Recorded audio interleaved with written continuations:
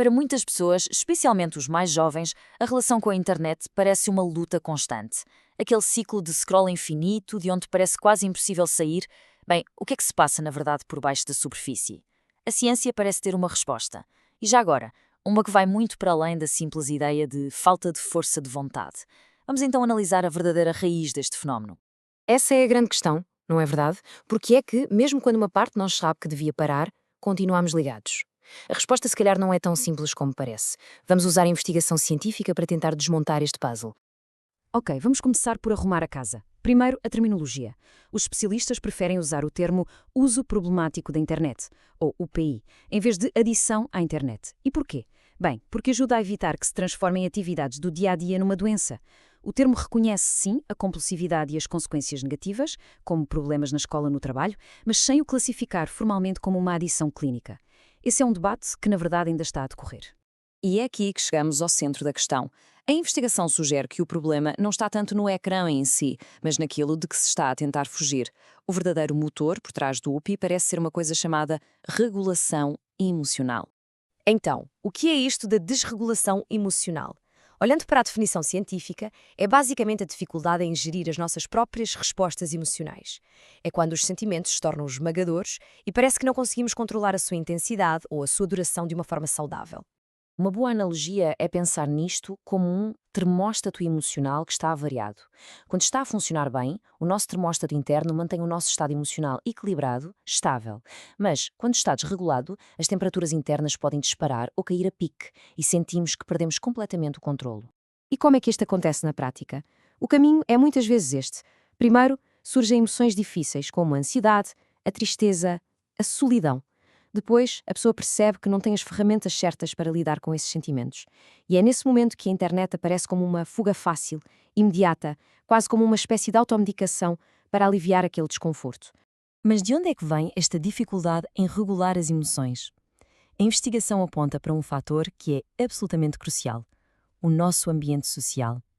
As nossas relações funcionam, ou deveriam funcionar, como uma rede de segurança que nos ajuda a construir resiliência emocional. E a investigação mostra aqui um contraste muito claro. Por um lado, a falta de apoio social ou uma relação fraca com os pais, por exemplo, funcionam como fatores de risco, o que aumenta a probabilidade de haver desregulação emocional e, consequentemente, o PI. Por outro lado, um forte apoio de amigos e da família funciona como um escudo protetor, que promove competências emocionais mais saudáveis. Agora vamos a um nível ainda mais fundo, para dentro da nossa mente. A questão não é apenas o que sentimos ou quem nos rodeia. É também sobre como pensamos acerca dos nossos próprios pensamentos. O conceito-chave aqui é a metacognição, ou seja, as nossas crenças sobre os nossos próprios processos mentais.